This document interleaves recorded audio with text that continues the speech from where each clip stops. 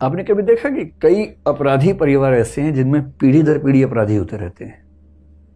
उसकी अकेली वजह यही है और कोई वजह उस पर काम नहीं आती। क्या है परवरिश का इफेक्ट इसमें?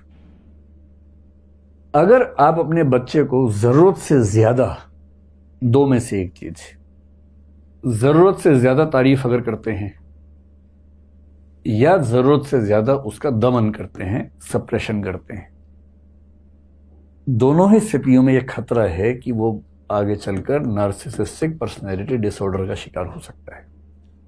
कैसे? कुछ पेरेंट्स बहुत तारीफ करते हैं, अरे बेटा तेरे अंदर जो बात है ना बेटा, अरे बेटा तू दुनिया से अलग है बेटा। अब वो बेटा गया किस दिन किसी को पीट के आ गया, क्योंकि बाप ने कहा था बहुत साहसी हो, साहस कहीं तो दिखाएगा ना बच्चा।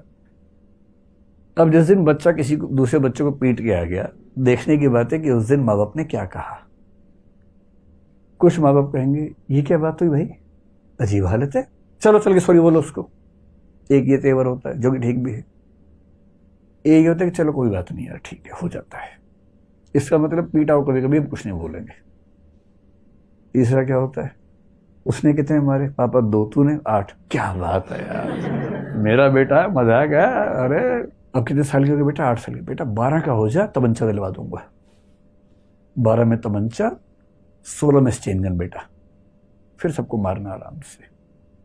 जो भी ठीक ड्रेस व्रेस में ना उसको मार देना, है ना, खराब चीजों को देखना अच्छा नहीं होता, मार ही देना उसको। अब इस परिवार में जो बच्चा है जिसको संस्कार ये मिल रहे हैं पेरेंट्स से, क्या वो ठीक इंसान बन पाएगा? कभी नहीं बन पाएगा। फिर वो अपने बाप को देखता है, उसके बाप का व्यवहार उसकी माँ के साथ ऐसा है जैसे मालिक और दास का संबंध हो। उस महिला को इतनी हिम्मत नहीं कि परिवार के मसलों में एक सेंटेंस भी बोल सके। तो वो क्या सीख रहा है कि सारी शक्ति मेरे पास होनी चाहिए, और जब वो बड़ा होगा सारी पावर मेरे पास, मैं कालीन भैया बनूंगा। कालीन भैया मेरे अच्छे दोस्त हैं, मैं जानबूझकर ना बोल रहा हूं।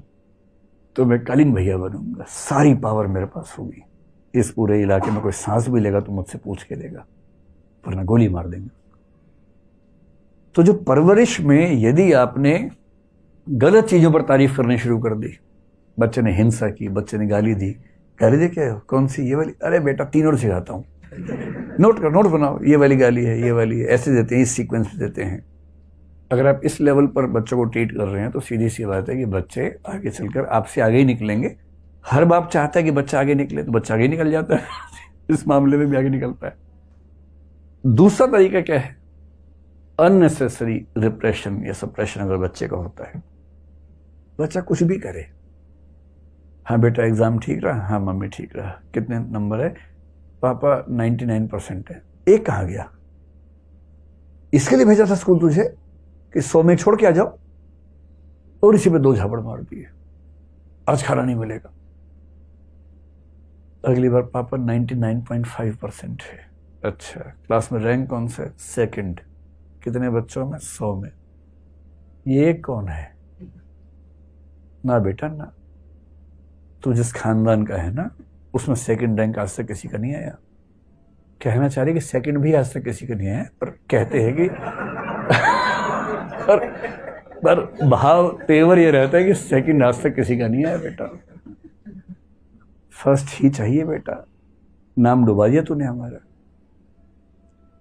इतना दबाव, कोई अंकल आंटी है, चलो बेटा पोएम सुनाओ, आओ आओ पोएम सुनाओ, उससे बच्चे के मन में भाव आता है कि आग लगा दूं दुनिया में मैं, यार मैं रेडियो हूं, जब सब लोग आए आओ पोएम सुनाओ, मछली जल की रानी है, ये कोई बात हुई। ये होता है बच्चों को एकदम साधन समझना, वस्तु समझना, ऑब्जेक्टिफाई करना। और ये बच्चा डरा हुआ है आपसे, इसलिए जी पापा जी मम्मी बोलता है, पर उसके मन में क्या था आपको अंदाजा नहीं है। विद्रोह का ज्वालामुखी भरता जा रहा है इसके अंदर, हर बात पे डांट खाता है, हर बात पे पिटता है, अच्छा काम करता है फिर भी पिटता है। और इस बच्चे को लेकर रिस्क है कि या तो कभी ये खुद को खत्म कर देगा, नहीं झेल पाएगा, और अगर झेल गया और सफल हो गया जिंदगी में तो इस रास्ते पर चला जाएगा, भीखू मात्र बन जाएगा फिर ये कि पूरा बम्बई मेरा है। इसलिए अगर आपके आसपास कोई ऐसा दृश्य दिखे जहां बच्चों की गलत हरकतों को महिमामंडित किया जा रहा हो, ग्लोरीफाई किया जा रहा हो, खतरनाक है। बच्चों को बड़ों से, दूसरे लोगों से तमीज से बात करना सिखाया जाए, ये बहुत ज़रूरी है। झुकना सिखाया जाए दूसरों के सामने, अपनी गलतियों पर शर्मिंदा होना सिखाया जाए, सॉरी बोलना सिखाया जाए, शेयर करना सिखाया जाए, और सबसे बड़ी बात फेलियर को आसानी से डाइजेस्ट करना सिखाया जाए।